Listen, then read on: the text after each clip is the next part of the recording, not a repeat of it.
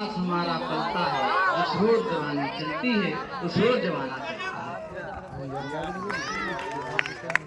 है। इसीलिए कहा गया है कि असफलता एक चुनौती है, इसे स्वीकार करो, क्या कमी रह गई देखो और सुधार करो। जब तक ना हो सफल नींद चैन को त्यागो, तुम संघर्ष का मैदान छोड़कर मत भागो। कुछ किए बिना ही जय जयकार नहीं होती, कोशिश करने वालों की कभी हार नहीं होती।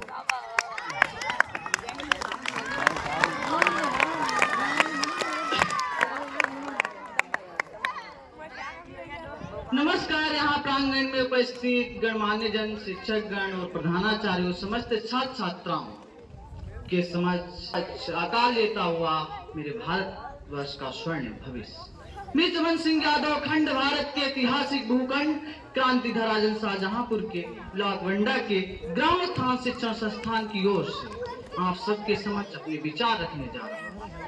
आज 26 जनवरी इसे गणतंत्र दिवस के रूप में मनाते। आज के दिन हमारे देश का संविधान लागू हुआ था, जिससे भारत के प्रत्येक नागरिक को स्वतंत्र रहने का अधिकार प्राप्त हुआ था।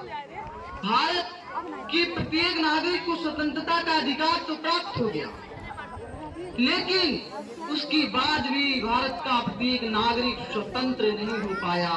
वो जात पात के भेदभाव उलझनों में उलझ गया। नए नए धर्म संप्रदाय बने, पंथ बने, जिससे आपस में लड़ाई झगड़े होने लगे, जगह जगह हिंसा होने लगी। 15 अगस्त 1947 को हमारा देश आजाद हो गया। 15 अगस्त 1947 को भारत स्वतंत्र हो गया। उसके बाद 47 में स्वतंत्र हुआ, 48, 49, 50, कम से कम 3 साल के बाद हमारे देश का संविधान लागू हुआ। तब तक जो 3 साल का समय था लगभग, उसमें ब्रिटिश, जो ब्रिटेन देश का हमारे यहाँ सत्ता थी, वहीं के जो अंग्रेज राष्ट्रपति रहे 3 साल, उसके बाद हमारे प्रथम राष्ट्रपति डॉक्टर राजेंद्र प्रसाद।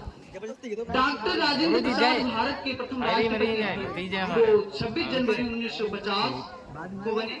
उन्होंने संविधान लागू किया इस दिन पर, और 15 अगस्त 1947 को पंडित जवाहरलाल नेहरू प्रथम प्रधानमंत्री बने थे, उन्होंने झंडा फहराया। तो 15 अगस्त को प्रधानमंत्री जी हमारे यहाँ ध्वजारोहण करते हैं, और 26 जनवरी को राष्ट्रपति ध्वज फहराते हैं। 26 जनवरी को राष्ट्रपति के द्वारा ध्वज फहराया जाता है, और 15 अगस्त को ध्वजारोहण होता है। ध्वजारोहण और ध्वज फहराने में अंतर होता है। ध्वजारोहण अलग होता है और ध्वज फहराया अलग होता है। नजर को बदला जाए तो नजारे बदल जाते हैं, सोच को बदला जाए तो सितारे बदल जाते हैं। व्यक्तियां बदलने की जरूरत नहीं, दिशाओं को बदलो तो किनारे खुद ब खुद बदल जाते हैं। भैया भैया तारी